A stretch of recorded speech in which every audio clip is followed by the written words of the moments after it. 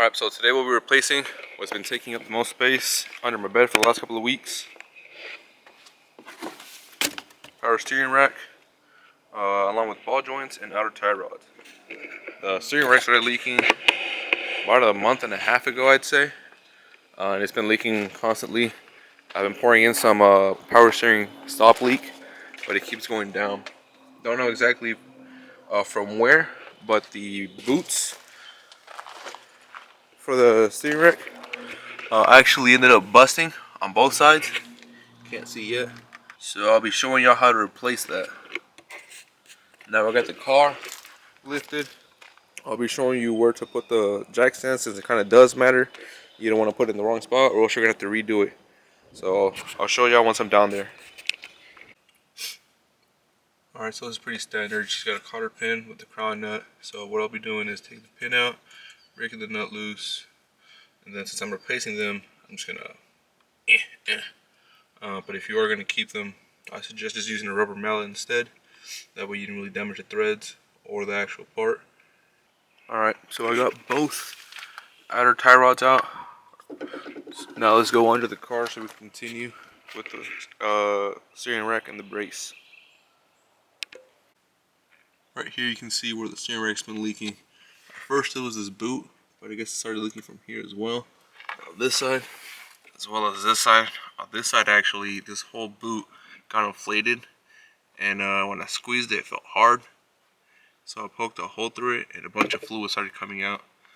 So I'm supposing, or I'm guessing that it's the seals inside the steering rack that got messed up or worn out. So I bought a set and hopefully I'll be able to rebuild this thing once I get it out. Alright, so we're now into the car. When you lift up the car, make sure to not put it on these on this part, because you're actually gonna have to take this whole brace off. So I have it here on the edges, both sides. And you're gonna have to take off the nuts or the bolt from here, up here, those two up there, and then same thing on this side. Alright, so most of these are a 14, except for the ones that come or that go on the compression arms. Those will be a 19.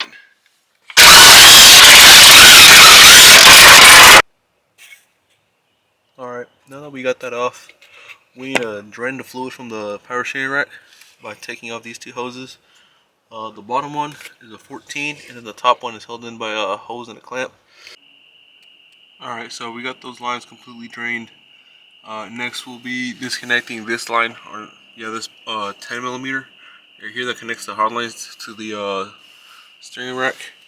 And after that, we'll start disconnecting the yoke up there.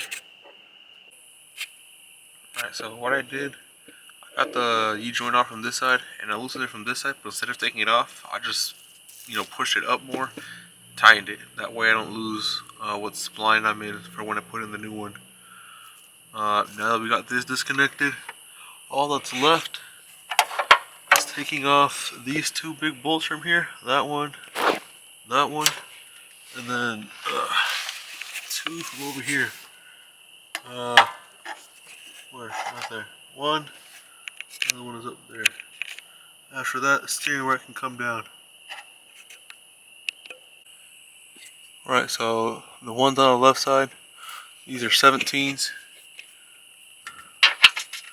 And then the ones on the right side are 14s. There you go. Alright, so here I have the new to me Reman power steering rack along with new tie rods, outer tie rods that I'll be putting on using this digital caliper. Hopefully I can get the closest specs to what it had before. So I'll just transfer, or I'll put those on, transfer some of the bits that are on the old one. So here I went ahead and put on the outer tie rods. You can do this while the rack is already on the car, but since I was here I went ahead and did it. Also, instead of using the digital caliper, you can just count the threads, but I was trying to get something more exact, and it did help, but it's not necessary. Now that I'm done prepping the steering rack, I'm cleaning the mounting surface of where it's going to be on, as well as cleaning the oil lines.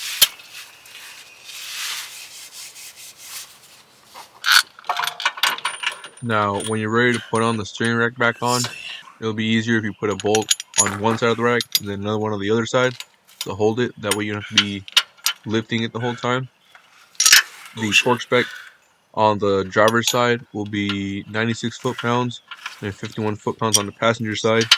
And once you get those two bolts torqued to spec, you can put the oil lines back on and the steering yoke. And also don't forget the 10mm bolt that holds the steering power lines to the rack on the passenger side. Alright, before we turn on the car, make sure that the bolts on the yoke are tightened up good. Both high and low lines for the what's it called, steering fluid are tight, and the bolts on the steering rack. Alright, so when I put the fluid in, it was up top on the fluid reservoir, and then when I turned the car on, all that fluid got sucked in, so it's gonna make a lot of noise. You know, the pump's running low on fluid, or it's low on fluid. As fast as you can, go in and pour what you can in the bottle, and then once it stops making noise, like right now it's okay, turn the steering wheel all the way one way, put more fluid in, and then turn it the other way, and then put in to top off the fluid.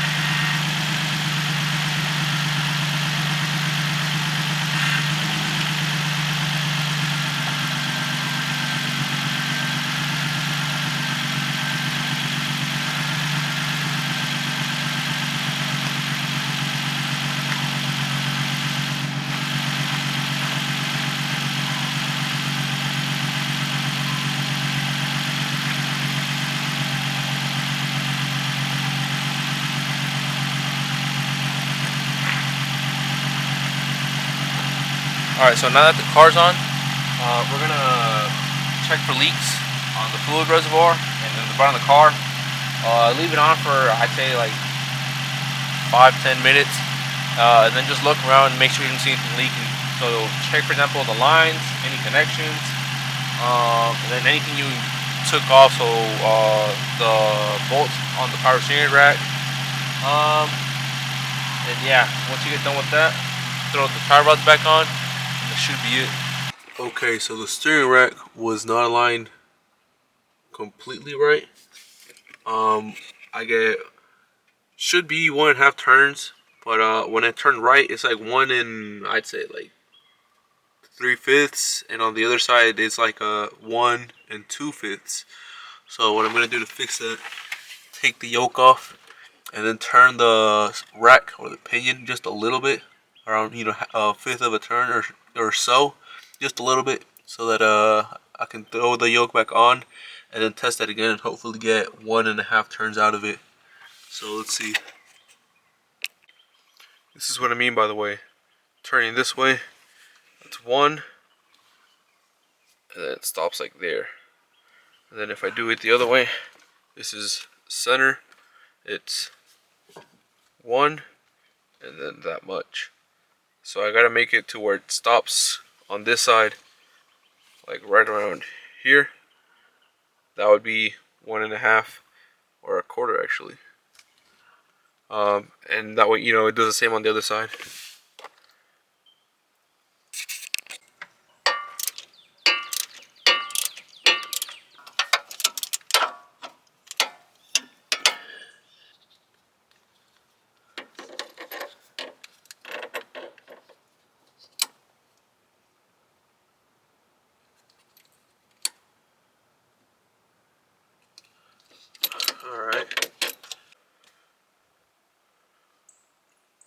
let's try this time. Okay. Ooh. Oh. It's a little off, but that's close enough. Right. So now I'm just gonna tie the bolts on the banjo bolt. Throw the brace back on. That should be it. So thanks for watching. Hopefully this helped, and hopefully you don't do the errors I did. And if I could get this done, let me just go ahead and tell you, if I could get it done, you probably can too. You saw how many times I messed up. Also, this took me 2 days, but realistically, you could probably do this in like half a day. I was just busy doing other things at home. Picking my brother from school, pick up some tools, some other stuff. But you could honestly, if you have some beginner knowledge or you work on your own cars, you could get this done easily. So don't let that worry you. You got it. Some light. So catch you again next time. See ya. Thanks for watching.